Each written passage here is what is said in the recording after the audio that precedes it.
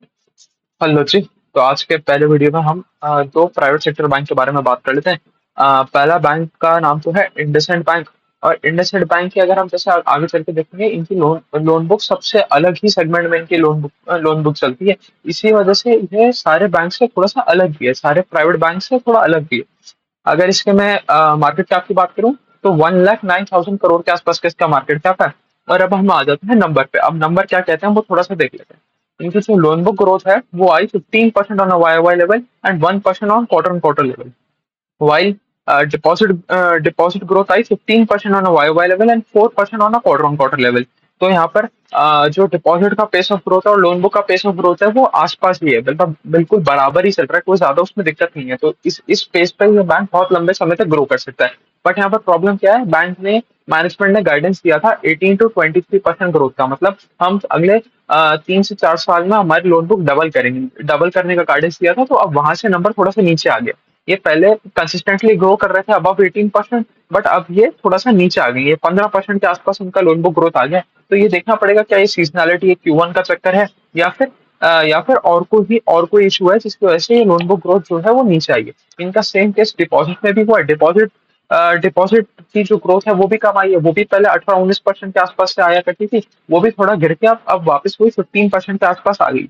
तो इसमें हमें ये देखने की जरूरत है। ऊपर से मैनेजमेंट ने लास्ट कॉन कॉल में बोला था कि हमारे डिपॉजिट ग्रोथ रेट में कोई दिक्कत नहीं आ रही है, प्रॉब्लम आ रहा है हमें सस्ता डिपॉजिट उठाने में, मतलब कासा के अंदर डिपॉजिट लाने में दिक्कत आ रहा है, डिपॉजिट लाने में ओवरऑल लेवल पे कोई दिक्कत नहीं आ रहा। मतलब हम अगर डिपॉजिट बढ़ाना चाहे तो आज के आज ही बढ़ा सकते हैं, बट वो डिपॉजिट पड़ेगा हमारे टर्म डिपॉजिट कौन सी होगी, हमारी एफडी वगैरह से हमारे डिपॉजिट बढ़ रहा है, हमें प्रॉब्लम आ रही है हमारी कासा कासा बढ़ाने में। वो तो हर बैंक को प्रॉब्लम आ रही है, वही चीज इनको भी आ रही है। अगर मैं पैट की बात करूं तो पैट इंक्रीज किया 2% ऑन वाई वाई लेवल और डिग्रू किया 8% ऑन क्वार्टर लेवल। और अब इनके करंट करंट डेट में इनकी लोन बुक की बात करें तो 3.5 लाख करोड़ के आसपास की, 3.5 लाख करोड़ के आसपास की इनकी लोन बुक हो गई है। इनका लोन बुक डिविजन समझ लेते हैं जहां पर ये बाकी सारे प्राइवेट प्लेयर बैंक से अलग करता है काम। इनकी लोन बुक डिविजन में बात करें तो दो मेन सेगमेंट में बांट सकते हैं हम इनकी लोन बुक को। एक तो है कंज्यूमर बैंकिंग जो है 55% of the total loan book, और दूसरा है कॉर्पोरेट कमर्शियल बैंकिंग जो है 45% of the total loan book. अब अगर मैं इनके जो ओवरऑल लोन बुक में बात कर रहे हैं, तो ओवरऑल लोन बुक में बात करें तो 26% सेगमेंट आता है व्हीकल फाइनेंस से। बाकी हर बैंक में आप देखोगे, हर बैंक पे देखोगे सबसे बड़ा सेगमेंट होता है इनका हाउसिंग लोन का, होम लोन का। इसमें वो वाला सेगमेंट ही नहीं है, जो बैंक है बैंक में होम लोन वाला सेगमेंट ही नहीं है। ये सिर्फ डील ही कर रहे हैं, इनका 1/4 से ज्यादा सेगमेंट तो इनका इनका व्हीकल सेगमेंट ही होगा। तो यहाँ पर इसकी वजह से इनके पहले पहले भी प्रॉफिट्स काफी लंपी रहे थे, क्योंकि जैसे ऑटो साइकिल ऊपर नीचे करता है उसके हिसाब से इनके प्रॉफिट्स भी ऊपर नीचे करते हैं, क्योंकि 26% of the loan books dependent upon the auto cycle.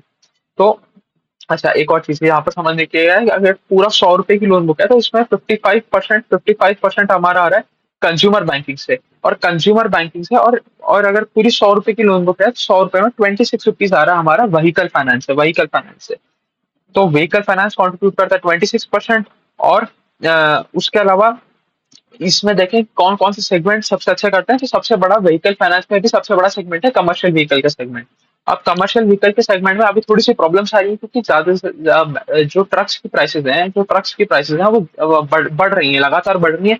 और कोई कोई ज्यादा इंप्रूवमेंट आ नहीं रहा है, कि मतलब आप ऐसे समझो from BS4 to BS6 prices में तो काफी जंप आ गया है, बट क्वालिटी ऑफ ट्रक में कोई बहुत ज्यादा इंप्रूवमेंट आया नहीं है। इस वजह से क्या है, यूज कंज्यूमर व्हीकल का डिमांड ज्यादा बढ़ने लग गया। उसके ऊपर से क्या हुआ, कोविड में एकदम से डिमांड बढ़ा, कोविड के बाद कमर्शियल व्हीकल का डिमांड बढ़ा, तो डिमांड अब फुलफिल हो चुका है। तो अब एक वो फ्लैट ट्रेजेक्टरी में आ गया कि अब हमें आगे के लिए ग्रोथ नहीं मिल रही है, इसलिए हम आगे चल के देखेंगे तो इस सेगमेंट में इनका डिसबर्सल भी कम हो रहा है। जो पूरा व्हीकल सेगमेंट है उसमें डिसबर्सल भी कम है। तो हमने समझ लिया कि 26% है व्हीकल लोन में 10% है हमारा कमर्शियल व्हीकल लोन, 8% है प्राइवेट व्हीकल लोन, और जो बचा हुआ 8 सेगमेंट है वो टू व्हीलर लोन और ट्रैक्टर्स के लिए लोन, फलाना ढिमकाना, वो सारी बहुत सारी चीजें है ना। अगर नॉन व्हीकल सेगमेंट की बात करें तो नॉन व्हीकल सेगमेंट है रिमेनिंग 18%। तो हमने हमने जो टोटल हमारा कंज्यूमर बैंकिंग सेक्टर का सेगमेंट था उसको दो पार्ट्स में तोड़ दिया, एक तो व्हीकल और एक नॉन व्हीकल फाइनेंस 26% और नॉन व्हीकल फाइनेंस 19% के आसपास। तो वो हो गया पूरा का पूरा 55% का ब्रेकअप। आप समझ लेते हैं कॉर्पोरेट लोन बुक में क्या हो रहा है, कॉर्पोरेट लोन बुक है इनकी इनकी 45% के आसपास, जिसमें से 24% लेंड करते हैं ये लार्ज कॉर्पोरेट्स को, 16% मिड कॉर्पोरेट को, और 5% स्मॉल कॉर्पोरेट को। और अभी अपना धीरे धीरे लार्ज कॉर्पोरेट से फोकस भी हटा रहे हैं, क्योंकि सेम रीजन है, लार्ज कॉर्पोरेट को अगर आप और ज्यादा लोन देने की कोशिश करोगे तो वो आपके लिए आरओई डाइल्यूटिव होगा, उसमें आपको कोई बहुत ज्यादा फायदा होगा नहीं, क्योंकि उसकी पहले से ही इतनी अच्छी क्रेडिट हिस्ट्री है, उसकी पहले से ही इतनी अच्छी क्रेडिबिलिटी है, तो उसको आप ज्यादा यील्ड पे लोन प्रोवाइड ही नहीं कर सकते। तो आप उसको ज्यादा यील्ड पे लोन नहीं दे पाओगे, इसलिए आपका ही घाटा हो जाएगा उसमें। तो ये भी लार्ज कॉर्पोरेट से हटके थोड़ा थोड़ा mid and small size corporate में जाने की कोशिश कर रहे हैं, और अपनी इस वाली बुक में तो कुछ खास ग्रोथ दिखा भी नहीं रहा है, मतलब ज्यादा फोकस तो अभी भी इनका जो रिटेल वाला सेगमेंट है, एमएसएमई वाला सेगमेंट है, उधर ही है। अगर मैं बात करें तो ओवरऑल जो व्हीकल फाइनेंसिंग की बुक थी वो 15% से बढ़ी on a Y level, but problem कहाँ आ रही है, डिस्बर्समेंट में प्रॉब्लम आ रही है। डिस्बर्समेंट गिरे क्वार्टर ऑन क्वार्टर लेवल पे भी और वाई लेवल पे भी। अगर मैं बात करूं तो क्वार्टर ऑन क्वार्टर लेवल पे 6% से डिस्बर्समेंट गिर गए, और वाई लेवल पे 5% से डिस्बर्समेंट गिर गए। अब डिस्बर्समेंट में गिरने का मतलब क्या हो रहा है कि जो आप इंक्रीमेंटल लोन दे रहे हो, इंक्रीमेंटल लोन अब कम जा रहा है। पिछले पिछले पिछले साल अगर आपने 100 रुपए का व्हीकल लोन दे दिया था, तो इस बार आपने 95 रुपए, 95 रुपीज का ही व्हीकल लोन दिया है। तो यहाँ पर ये प्रॉब्लम आ रही है, तो इसकी वजह से पहले भी इस बैंक को इस वजह से प्रॉब्लम आती रही है कि ये थोड़ा ऑटो साइकिल पे डिपेंडेंट है, more than 1/4 of the book is dependent upon the auto cycle. और इस बार भी अब वो जो कमर्शियल व्हीकल में ग्रोथ आ रही थी वो ग्रोथ खत्म हो गई, क्योंकि डिमांड ऑलरेडी फुलफिल हो गई है, और अब इतने बड़े बेस के ऊपर ग्रोथ आने में प्रॉब्लम आ रही है। तो जो जो BS6 की वजह से जो व्हीकल की प्राइसेस बढ़ी है, तो इसलिए जो कस्टमर है वो भी थोड़ा सा भाग रहा है सेकंड हैंड ट्रक्स की तरफ, सेकंड हैंड कमर्शियल व्हीकल की तरफ।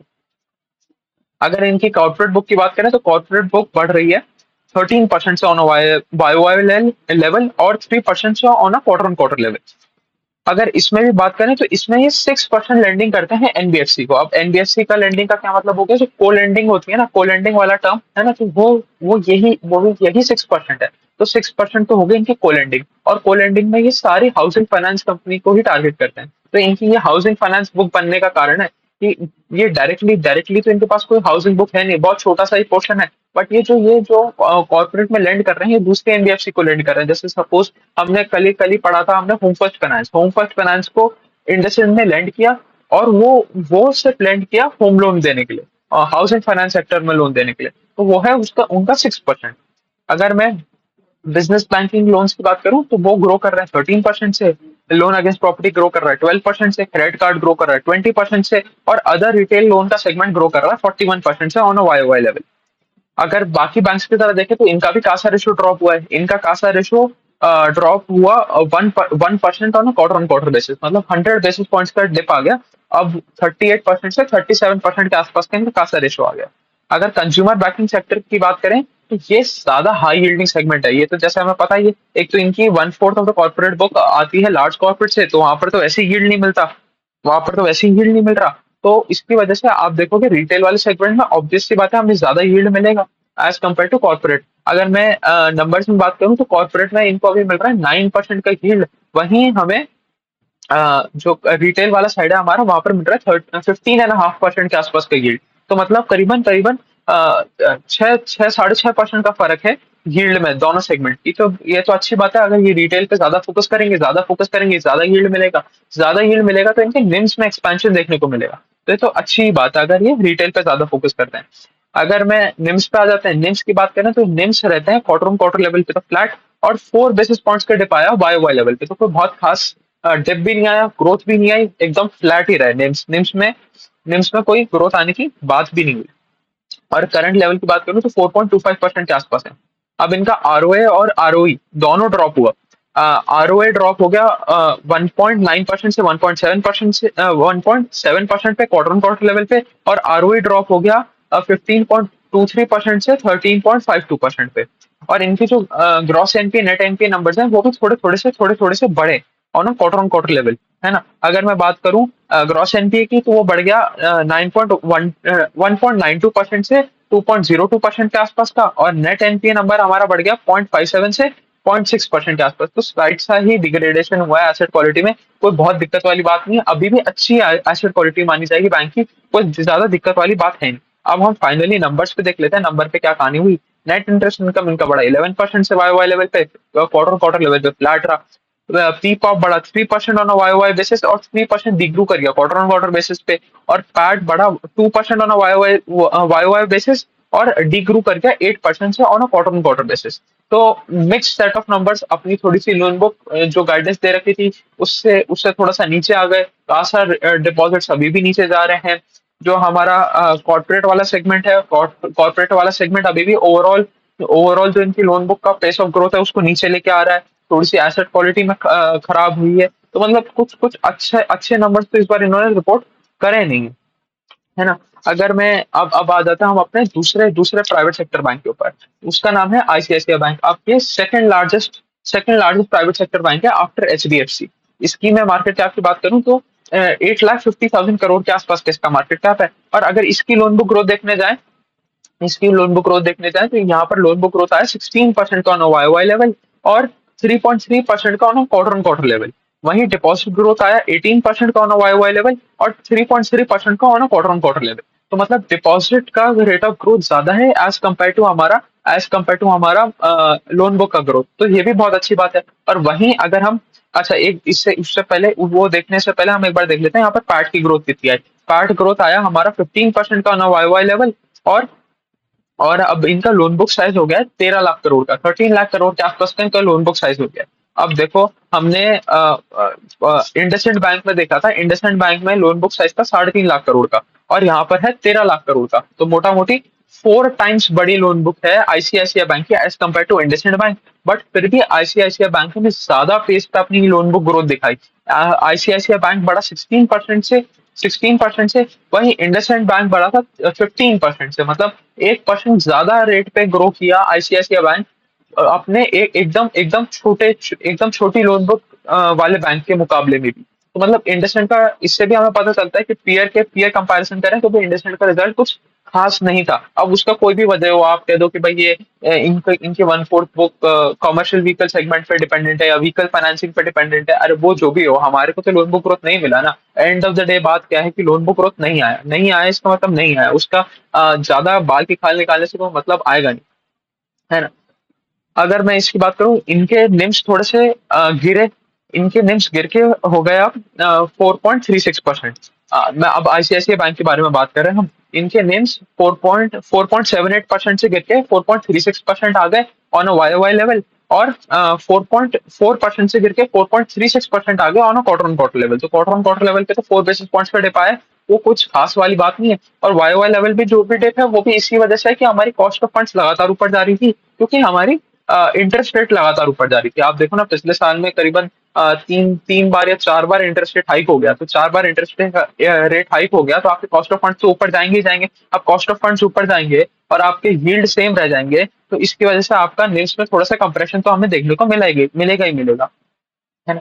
बट उसको उसको इन्होंने अच्छे से टैकल कर लिया अपनी cost to income ratio improve करके, अपनी एफिशिएंसी इंप्रूव करके। बेसिकली अगर मैं इनकी बात करूं तो आप कॉस्ट टू इनकम इनका बिलो 40 आ गया 39.7% का इनका कॉस्ट टू इनकम आ गया, है ना। इसी वजह से इनका आरओए स्टेबल रहा है, इनका आरओए गिरा नहीं in spite of a drop in NIMs. अगर मैं आरओए की बात करूं तो इनका ROA remain stable on quarter level at 2.36%।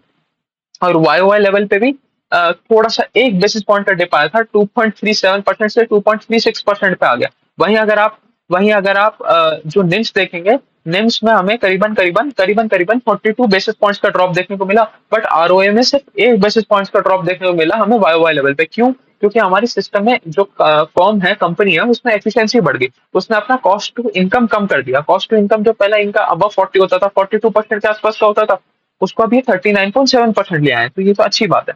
इनका आरओई भी थोड़ा घटा। अब ये सिर्फ मैं बैंकिंग बिजनेस की बात कर रहा हूँ, जो इनका कोर बैंकिंग बिजनेस है। अब ये कॉन्ग्लोमरेट बिजनेस है, इसमें लाइफ इंश्योरेंस भी है, जनरल इंश्योरेंस भी है। उन सारे सेगमेंट की बात बाद में करेंगे। अभी सिर्फ कोर बैंकिंग सेगमेंट की बात करें तो इनका आरओई ड्रॉप भी हुआ थोड़ा सा, 18.5% से 18% के आसपास आ गया क्वार्टर ऑन क्वार्टर लेवल पे। तो इसमें भी कोई बहुत ज्यादा ड्रॉप देखने को नहीं मिला। ये भी सिर्फ उसी वजह से है कि हमारा थोड़े से जो लेवरेज रेशियो है वो इनका थोड़ा सा कम हुआ, है ना।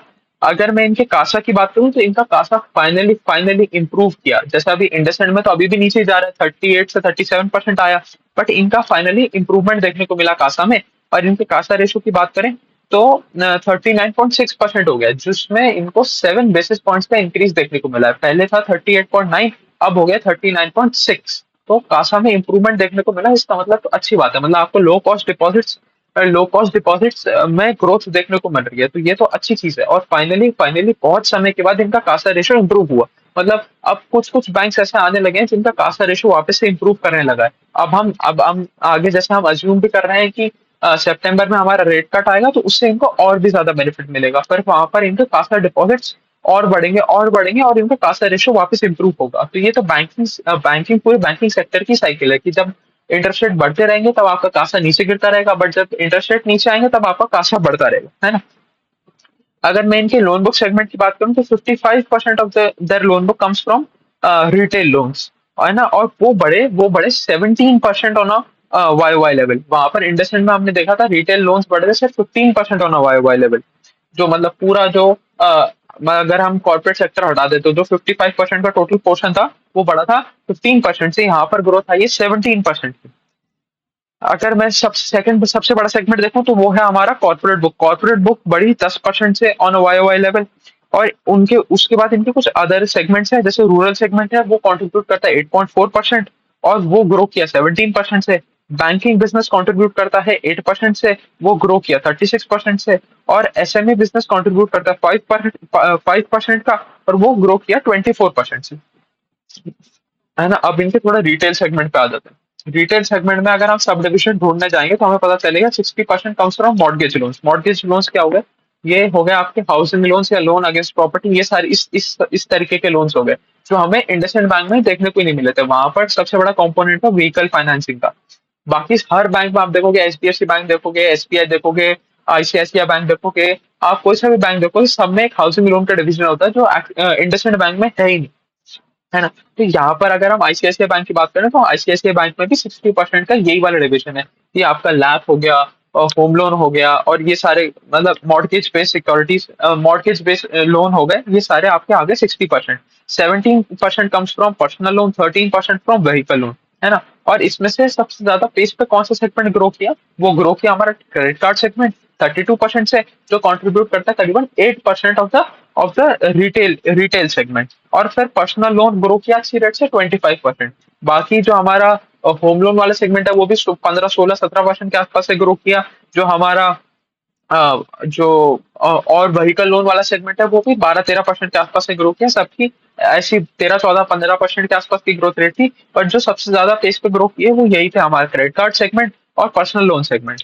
इनकी एसेट क्वालिटी में भी कोई प्रॉब्लम नहीं है। इनकी asset quality Y Y level और क्वार्टर ऑन क्वार्टर लेवल दोनों दोनों तरफ से इंप्रूव हुई है। इनके अगर मैं ग्रॉस एनपीए नंबर की बात करूं तो ग्रॉस एनपीए नंबर है अब 2.15% पे, और नेट एनपीए नंबर है 0.43% पे। और इन्होंने अपना पीसीआर रेशो भी अच्छा मेंटेन कर रखा है। पीसीआर का होता है provision coverage ratio. Provision coverage ratio भी इन्होंने अपना अच्छा मेंटेन कर रखा है 80% पे। अब आ जाते हैं इनका दूसरे बिजनेसेस के ऊपर, जो इनकी सब्सिडरीज है उनकी थोड़ी सी बात कर लेते हैं। अब जैसे आईसीआईसीआई बैंक है, आईसीआईसीआई बैंक एक कंग्लोमरेट बिजनेस है। आपने देखा होगा बहुत सारी इनकी लिस्टेड एंटिटीज भी है, जैसे आईसीआईसीआई जनरल इंश्योरेंस हो गया, प्रूडेंशियल लाइफ इंश्योरेंस हो गया, और कुछ फुल्ली ओन्ड जो अभी लिस्ट हुई भी नहीं है जैसे एएमसी हो गया, कुछ ऐसी है जैसे सिक्योरिटीज हो गया, है ना। तो ये सारी कंपनियां भी हैं, तो इन सब की भी शेयर होल्डिंग इनके पास है, तो इनका भी प्रॉफिट इन्हीं के पास आके जुड़ता है। तो वो देख लेते हैं क्या क्या हुआ। जो इनका लाइफ इंश्योरेंस सेगमेंट है वो ग्रो किया 14% on a Y level. General insurance segment grow by 20% on a Y level. ICICI securities grow by 20% on a Y level. और एएमसी बिजनेस ग्रो किया 41% ऑन अ वाई लेवल। अब AMC business इसलिए अच्छा grow किया क्योंकि जैसा हमें पता ही है कि अभी बुल मार्केट चल रहा है, कैपिटल मार्केट लिंक सेगमेंट है ये जो एएमसी बिजनेस है, तो ये तो अच्छे अच्छा करेगा ही करेगा। जो इनके जैसे आपने देखा होगा आईसीआईसीआई के बहुत सारे फंड्स भी हैं, तो जैसे जैसे वो अच्छा परफॉर्म करेंगे तो आपको इसमें डबल ग्रोथ देखने को मिलेगी। एक तो जो आपका शेयर प्राइस ग्रोथ है, शेयर प्राइस ग्रोथ से भी एएमएम बढ़ रहा है, और जो नया पैसा आपके पास आ रहा है उससे भी एएमएम बढ़ रहा है। तो दोनों तरफ से आपको ग्रोथ मिली, इसकी वजह से आपको 41% का इंप्रूवमेंट दिख गया आपके एएमसी बिजनेस में। अब फाइनली आ जाते हैं हम क्या क्या इनकी नेट इंटरेस्ट इनकम रही, क्या टोटल प्रॉफिट रहे, क्या कैसे रहा, सब देख लेते हैं। अगर मैं इनकी नेट इंटरेस्ट इनकम की बात करूं तो वो बढ़ी 13% on Y Y level. Total income grew by 29% on a Y level. इसका मतलब क्या हुआ, जो हमारा अदर इनकम वाला कंपोनेंट है वो और भी तेजी से ग्रो किया, और भी तेजी से ग्रो किया। उसमें जो 30-20 वाला सेगमेंट है वो तो शायद 70% के आसपास से ग्रो किया। अब 30 वाले में क्या होगा कि आप जैसे देख लो, इनका पूरा एक कंसोलिडेटेड लेवल पे देख रहा है ना, तो जो इनका एएमसी बिजनेस हुआ उस पर एक्सपेंस रेशियोज आया, ये आया, फलाना आया, डिमका आया। आपने क्रेडिट कार्ड के लिए कोई फीस ले लिया, आपने डेबिट कार्ड के लिए कोई फीस ले लिया, आपने अकाउंट मेंटेनेंस चार्ज ले लिया, आपने बतेरी की तरह की चीजें ले ली, तो उस वजह से इनकी जो अदर इनकम है, अदर इनकम में ज्यादा ग्रोथ आई। इसकी वजह से हमें टोटल इनकम में ज्यादा ग्रोथ देखने को मिल रही है as compared to net interest income. तो अगर नेट इंटरेस्ट इनकम बढ़ा 13% से, वहीं टोटल इनकम बढ़ा 29% से। ऑपरेटिंग प्रॉफिट बढ़ा 15.4% से, और पैट में ग्रोथ आया 10% ऑन वाई वाई लेवल।